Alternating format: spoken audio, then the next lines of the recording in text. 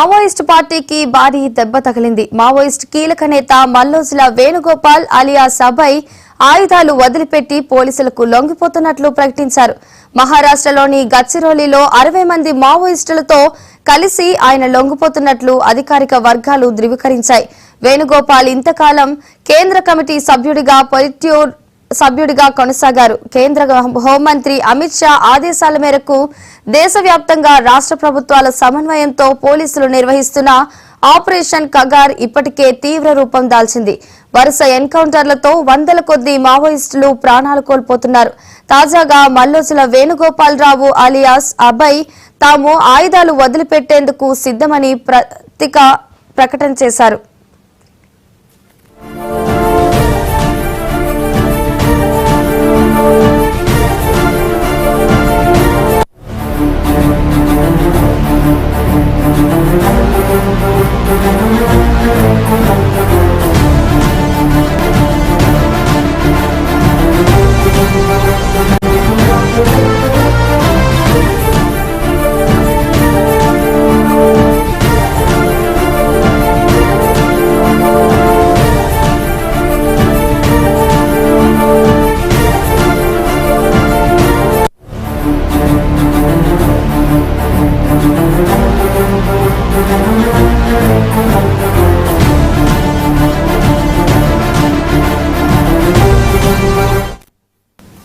Maoist పార్టీకి భారీ దెబ్బ తగిలింది. మావోయిస్ట్ కీలక నేత మల్లోజుల వేణుగోపాల్ అలియాస్ అభయ్ ఆయుధాలు వదిలిపెట్టి పోలీసులకు లొంగిపోతున్నట్లు ప్రకటించారు.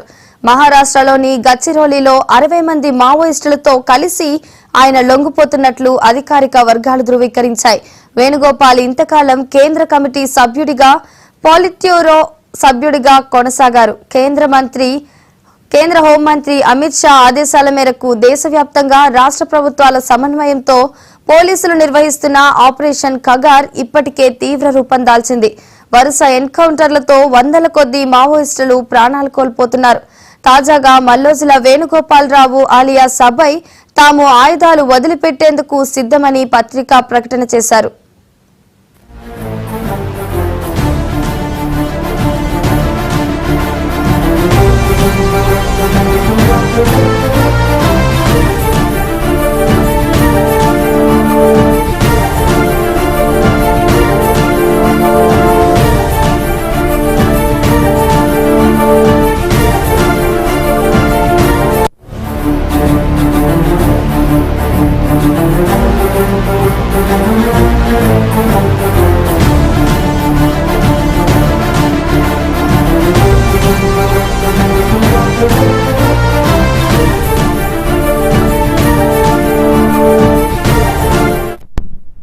మావోయిస్ట్ పార్టీకి భారీ దెబ్బ తగిలింది. ఇక ఇదే అంశానికి సంబంధించి మరింత సమాచారాన్ని మా ఎగ్జిక్యూటివ్ ఎడిటర్ అజిత మ్యామ్ అందిస్తారు. అజిత మ్యామ్ చెప్పండి.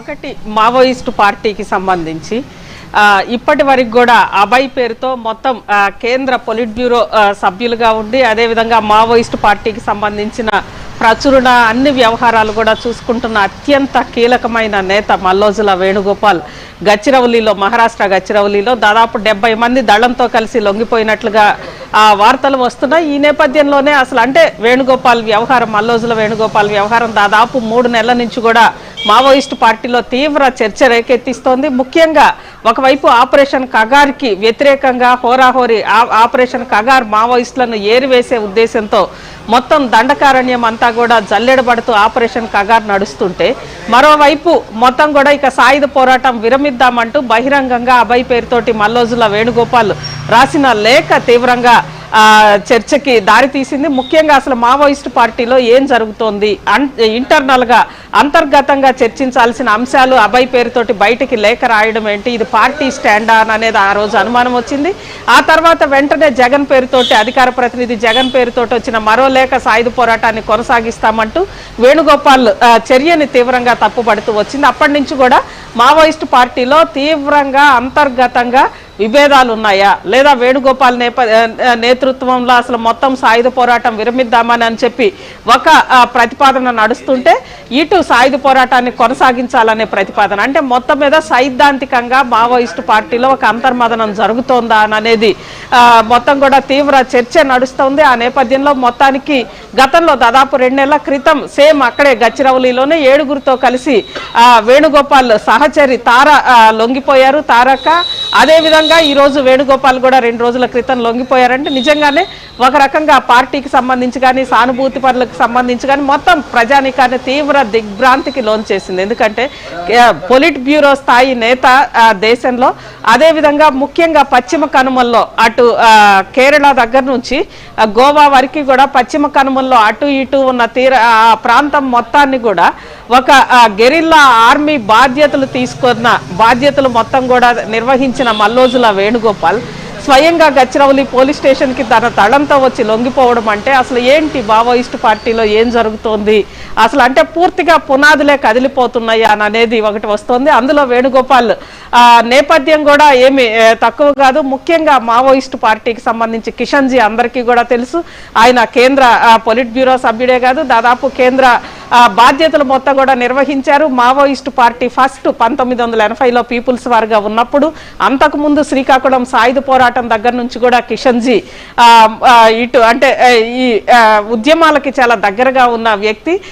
ముఖ్యంగా శ్రీకాకుళం సాయుధ పోరాటం తర్వాత, అదేవిధంగా బెంగాల్లో నక్సల్బరీ తర్వాత ఇటు ప్రజా ఉద్యమాలు అనేవి లేదంటే సాయుధ పోరాటాలు, విప్లవ సాయుధ పోరాటాలన్నీ కూడా బలహీనపడిన నేపథ్యంలో 1980లో పుట్టిన పీపుల్స్ వారిని మొత్తం కూడా విస్తరించి దాన్ని అటు బెంగాల్ కానీ అంత దేశమంతా కూడా విస్తరించి సాయుధ పోరాటాన్ని చాలా సమర్థవంతంగా నడిపి లాల్గఢ్లో ఆ రోజు ప్రభుత్వ దళాల్ని మొత్తం కూడా తరిమి కొట్టి ఆదివాసీలకి భూమిని మొత్తం కూడా ఆదివాసీలకే భూమి హక్కులు ఉండాలంటూ చేసిన ఒక వీరోచిత పోరాటాలన్నింటికీ కూడా నాయకత్వం వహించిన కిషన్జీ మనందరికి కూడా తెలుసు.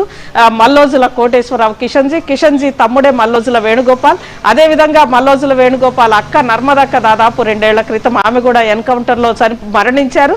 అదేవిధంగా కిషన్జీ కూడా ఎన్కౌంటర్ అని అంటున్నారు, లేదా మొత్తం మీద పోలీసులే తీసుకొచ్చి పోలీస్ స్టేషన్లో చిత్రవాద హింసలు చేసి చంపారు అని 2-3 రకాల వాదనలు ఉన్నాయి. ఆ నేపథ్యంలోనే కిషన్జీ మరణం తర్వాత మల్లోజుల వేణుగోపాల్ తన పందాన్ని మార్చుకున్నారా? ఎందుకంటే దేశం మొత్తం కూడా ఈరోజు సాయుధ పోరాటానికి లేదా మావోయిస్టు పార్టీ ఇంత దూరం 2004లో మావోయిస్టు పార్టీ ఆ రోజు పీపుల్స్ వారు, అదేవిధంగా బీహార్లో ఉన్న మావోయిస్టులు కలిసి సిపిఐ మావోయిస్టు పార్టీగా ఏర్పడిన తర్వాత ఇది మొత్తం కూడా ఒక రకంగా రెడ్ కారిడార్ ఏర్పాటు, దేశ రక్షణ వ్యవస్థను కానీ కేంద్ర ప్రభుత్వాన్ని కానీ సవాల్ చేస్తూ జనతన సర్కార్ని రెడ్ కారిడార్లో నడిపిన మొత్తం ఉద్యమంలో కిషన్జీదే ప్రధాన పాత్ర ఉంది, ప్రముఖ పాత్ర ఉంది.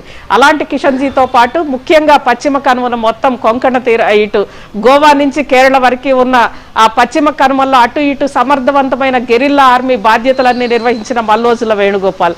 మరి ఆ కిషన్జీ మరణం తర్వాత మల్లోజుల వేణుగోపాల్ ఇలా ఎందుకు అయ్యారు అని అనేది రకరకాలుగా ఉంది.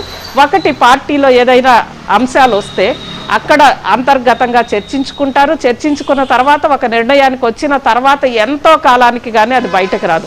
అలాంటిది డైరెక్ట్గా బహిరంగంగా వేణుగోపాల్ లేఖ రాయడము, ఆ లేఖ తర్వాత ఆయన చివరికి లొంగుబాటు దిశగా ఒకవైపు ఆపరేషన్ కగారు ఇంత తీవ్రంగా నడుస్తున్న నేపథ్యంలోనే మావోయిస్టు పార్టీలో ఉన్న అంతర్గత సమస్యల్ని బయటికి లేఖ రూపంలో వేణుగోపాల్ బయటికి రిలీజ్ చేయడం అనేదే చాలా అనేక అనుమానాలకు తావిస్తోంది. ముఖ్యంగా అసలు కొంతమంది ఏమో వేణుగోపాల్ కోవర్ట్గా మారారని కొంతమంది అంటుండగా, మరోవైపు అసలు కేంద్ర ప్రభుత్వంతో వేణుగోపాల్ ఏమన్నా కుమ్మక్కయ్యారని చెప్పి మరోవైపు ఇలా రకరకాల వాదనలు వినిపిస్తున్నాయి. ఎందుకంటే జరిగిన పరిణామాలు అలాంటి అనుమానాలను రేకెత్తిస్తున్న నేపథ్యంలో చివరికి అందరూ ఊహించినట్లుగానే ఈరోజు జనరల్గా ఎవరైనా సాయుధ పోరాటం మావోయిస్టు పార్టీకి సంబంధించి 2 అంశాలు ఉంటాయి. ఒకటి నూతన ప్రజాస్వామిక విప్లవం అనేది, ఆ తర్వాత సాయుధ పోరాటం ఒకటి.